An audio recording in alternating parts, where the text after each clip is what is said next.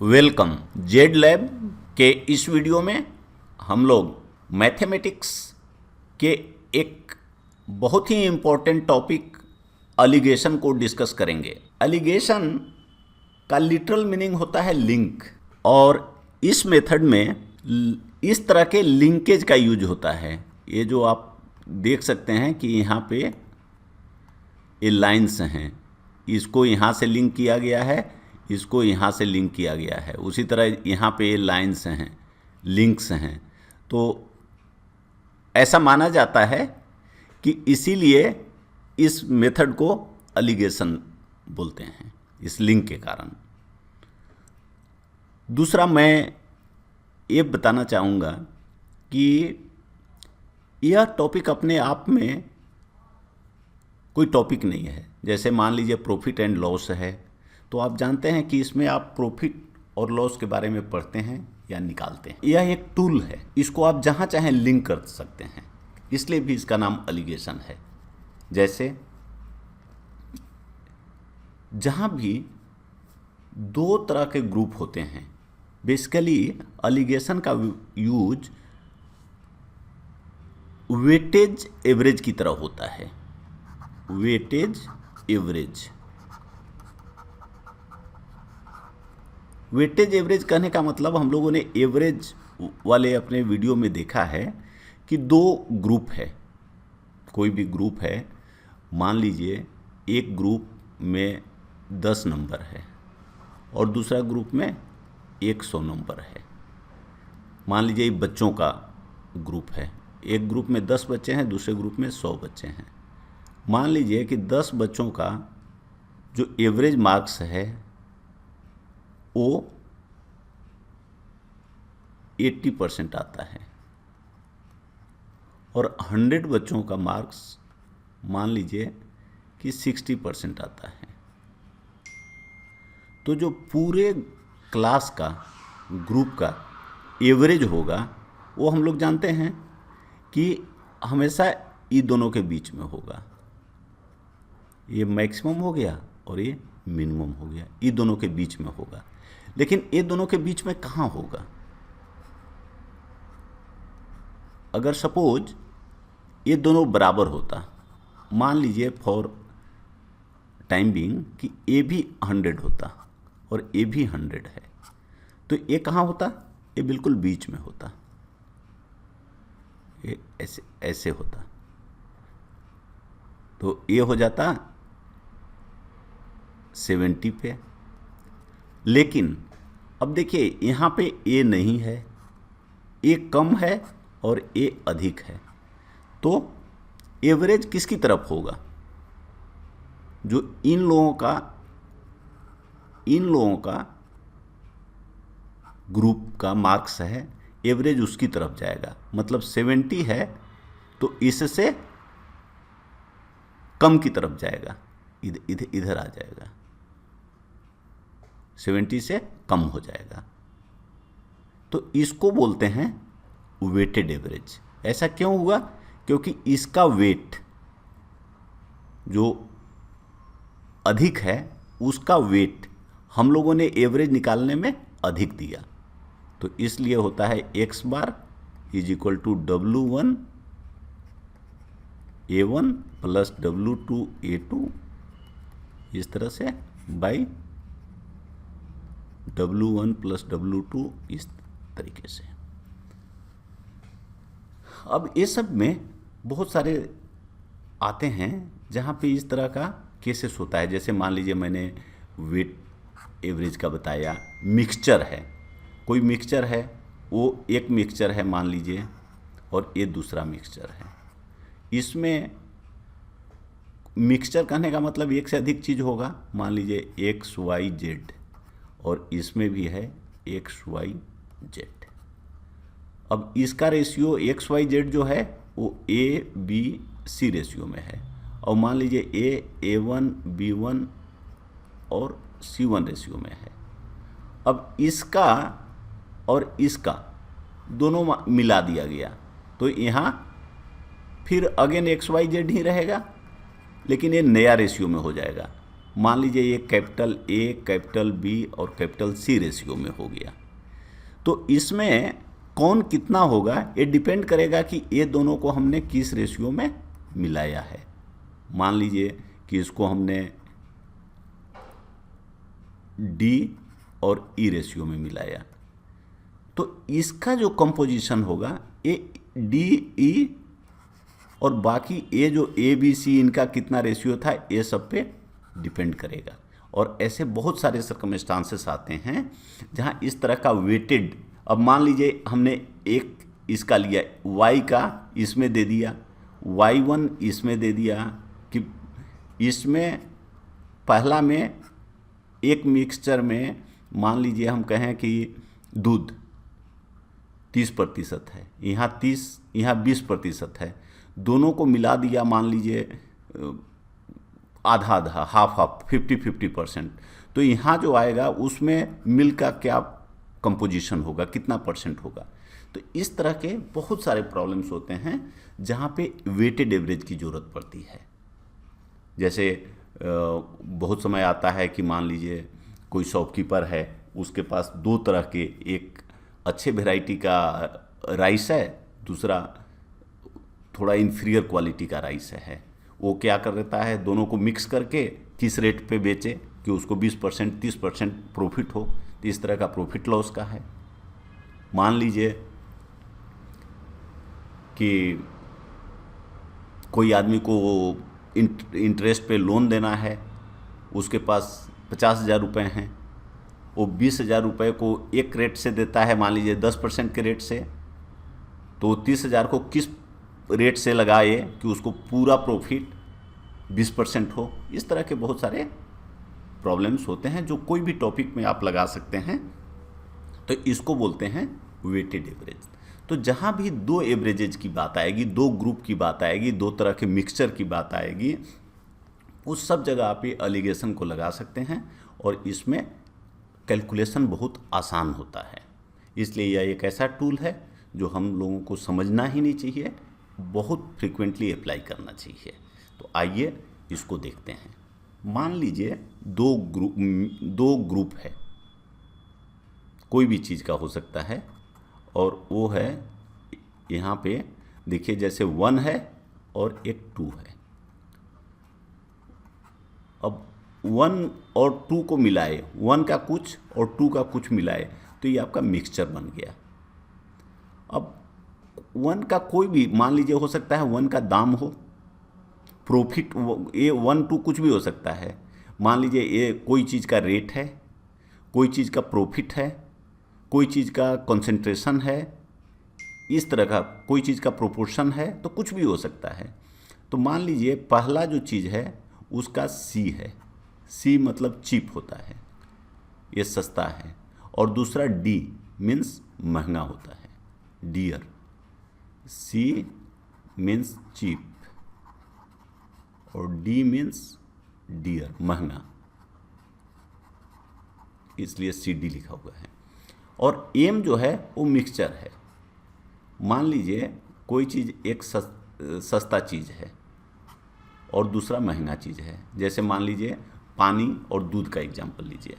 पानी सस्ता है, मान लीजिए कि पानी का कोई पैसा पे नहीं करना पड़ता है, या पे करना पड़ता है तो कम पे करना पड़ता है, तो सस्ता है। और दूध महंगा है।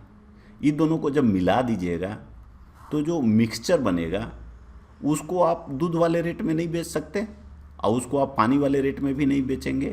तो ये इसका दाम हमेशा सी और डी के बीच में होगा। जो पानी का रेट था और दूध का रेट था उसके बीच में होगा। तो ये मिक्सचर का रेट है एम। तो अब इसमें अगर मान लीजिए आपको सी डी और एम तीनों पता है, मान लीजिए कहे सी कि पानी जो है, एग्जाम्पल के लिए मान लीजिए उसका कोई कॉस्ट नहीं लगता है, तो सी 0 हो जाएगा। और डी मान लीजिए कि दूध कहता है कि 40 रुपया लीटर है, तो कहता है कि इसको एक दूसरे को कितना में मिलावें, किस प्रोपोर्शन में मिलावें, ये ए और ए बी, किस ए और बी का वैल्यू क्या हो कि जो एम हो मिक्सचर, उसको वो मान लीजिए बेचना चाहता है 30 रुपीज़ पर लीटर में बेच दे तो उसको कोई नुकसान नहीं हो। या तो इसका रेशियो कैसे निकालेंगे ए और बी का? हम लोग निकाल सकते हैं। इसका x लीटर लीजिए, इसका y लीटर लीजिए और उस तरह से इक्वेशन बनेगा, सोल्व कर सकते हैं। यहाँ लेकिन ये बहुत आसान होता है। यहाँ पे क्या होता है कि देखिए d है उसको लिख दीजिए, c है उसको लिख दीजिए और m जो लिखा हुआ है उस जगह लिख दीजिए। और अब m बीच में है, c से अधिक है, d से कम है, तो इसको माइनस करते हैं। देखिए ऐसे एक लाइन खींच दीजिए और यहाँ पे जो c के साथ लिंक किया हुआ है, यहाँ पे चूंकि c m से छोटा है तो m माइनस c करेंगे और d m से बड़ा है तो यहाँ पे d माइनस m लिखेंगे। तो जो a और b था कि किस रेशियो में हो, ये आपका आ गया। ये देखिए यहाँ पे लिखा हुआ है कि 1/2 का ratio d minus m by m minus c होगा। कितना आसान है। उसी चीज़ को देखिए ऐसे भी लिखते हैं, 1 यहाँ लिख दिए c और दूसरा का रेट है d, यहाँ पे m जो मिक्सचर का आप एवरेज चाहते हैं वो यहाँ m लिख दिए। अब यहाँ से इसको ऐसे माइनस करिए, m बड़ा है d बड़ा है m से तो d माइनस m इसके सामने आ गया और m c बड़ा है तो ये हो गया m माइनस c। तो 1 और 2 का रेशियो ये यहाँ पे फिर से लिखा हुआ है, ये होगा d माइनस m और m माइनस c। ये यहाँ हमने लिख दिया है use to find the proportion of ingredients. और इसका आप यूज कहीं भी कर सकते हैं। इसका इंटरेस्ट में भी यूज कर सकते हैं, रेशियो के प्रॉब्लम में भी कर सकते हैं, प्रॉफिट लॉस के प्रॉब्लम में भी कर सकते हैं, एजेज के प्रॉब्लम में कर सकते हैं, कहीं भी कर सकते हैं। यह टूल है तो इसको हम लोग एग्जाम्पल्स के थ्रू समझते हैं। देखिए कहता है कि कोई सॉल्ट है, वो एक सॉल्ट है वो कॉस्ट करता है 30 रुपीज पर केजी और दूसरा है 7 रुपीज पर केजी। और ये मिक्सचर, ये कहता है कि ये दोनों को मिक्स करना है और उसका वर्थ हो 9 रुपया पर केजी। कितना होगा? तो देखिए अगर ऐसे बनाइए ऐसे तो ये कितना होगा? ये सस्ता है 7 और ये कितना होगा? महंगा है 13 और ये मिक्सचर है 9। अब आप जानते हैं कि ये फर्स्ट वेराइटी है, ये सेकंड वेराइटी है और आपको ये दोनों का रेशियो निकालना है। और रेशियो कैसे निकालते हैं? आप जानते हैं कि ये दोनों के माइनस के हिसाब से। तो जब यहाँ 13 वाले के सामने यहाँ है तो ये कितना होगा? 13 माइनस 9, 9 दोनों में आएगा, दोनों समय 9 को यूज करेंगे। ये बड़ा है तो इसमें माइनस कर देंगे, माइनस यहाँ नहीं आएगा तो 13 माइनस 9 4 हो गया। और यहाँ पे ये 9 बड़ा है तो 9 माइनस 7 2। तो देखिए इसको यूज करके यहाँ 4 निकाले, लेकिन ये किसके प्रोपोर्शन में आएगा? 1 के प्रोपोर्शन में। तो 1 का प्रोपोर्शन होगा 4 और 2 का प्रोपोर्शन होगा 2, इस तरह से। और इसको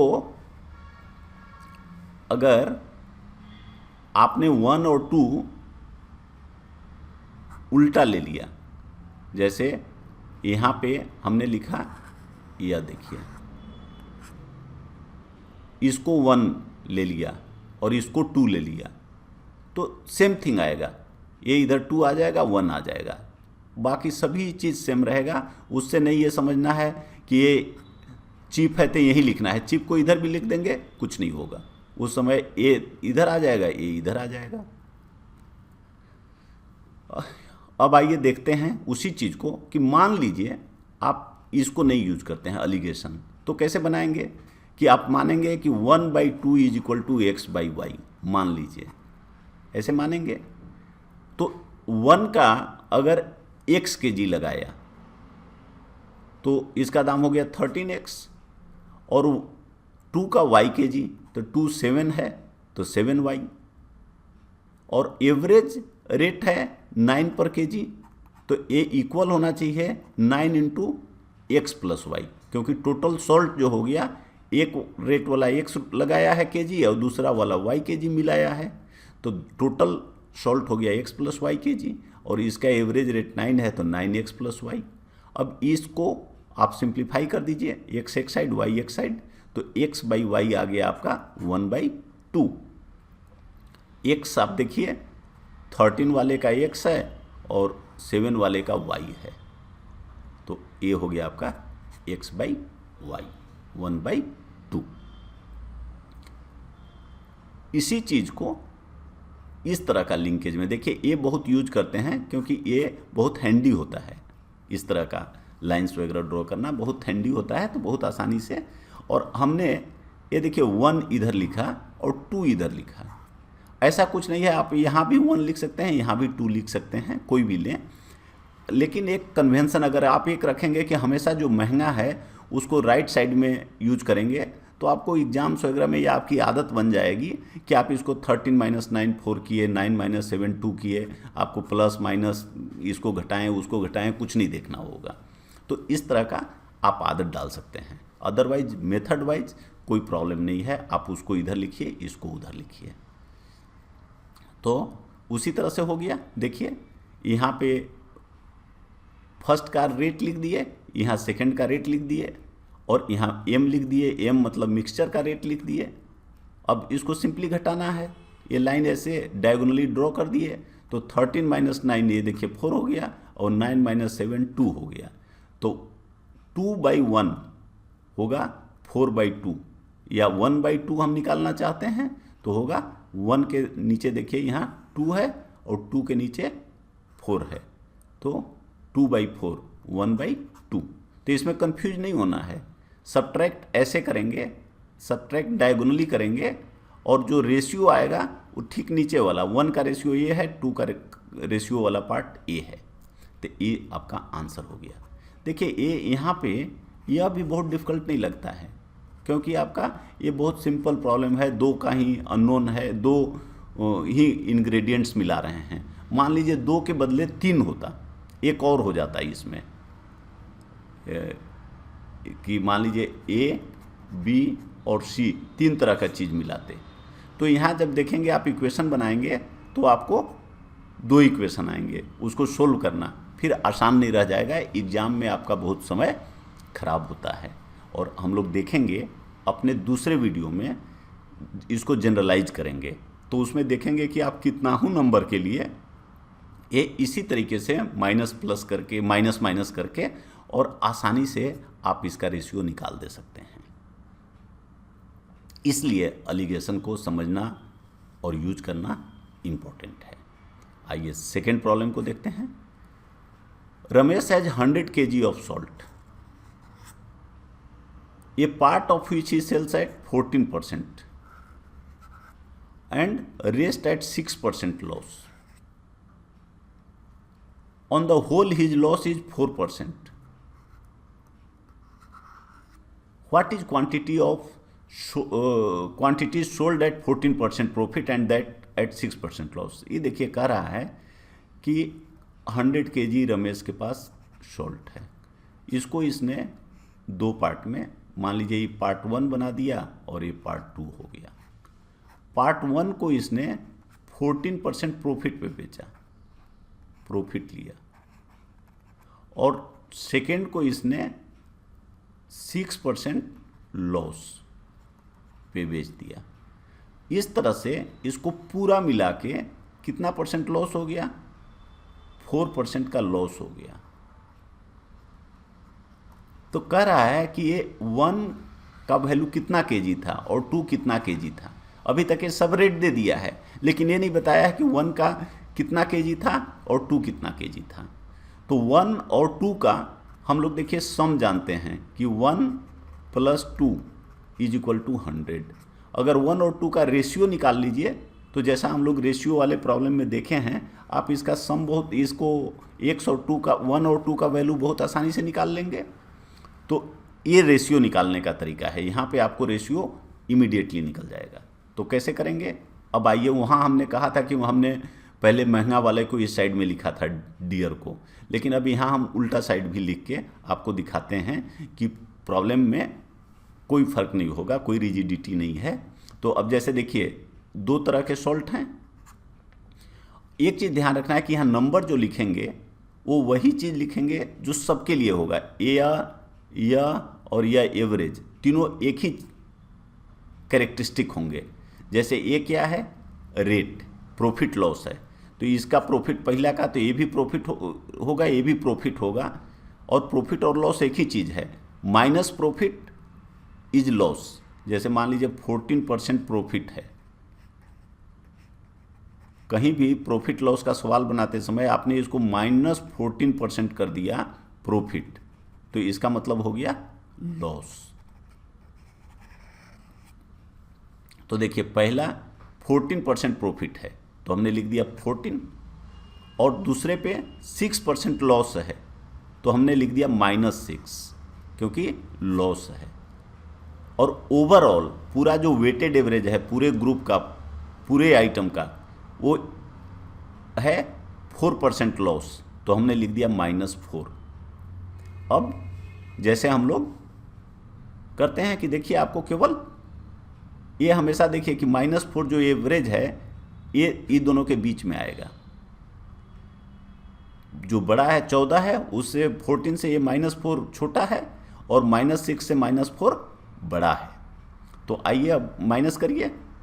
14 में -4 को माइनस करिएगा तो 18 आएगा, और -4 में -6 को माइनस करिएगा तो 2 आएगा। हम लोग जानते हैं माइनस करना। जैसे मान लीजिए कि है 14 माइनस 4, तो ये क्या होता है? माइनस और माइनस ऐड हो जाता है, तो 14 + 4 18 हो गया। उसी तरह -4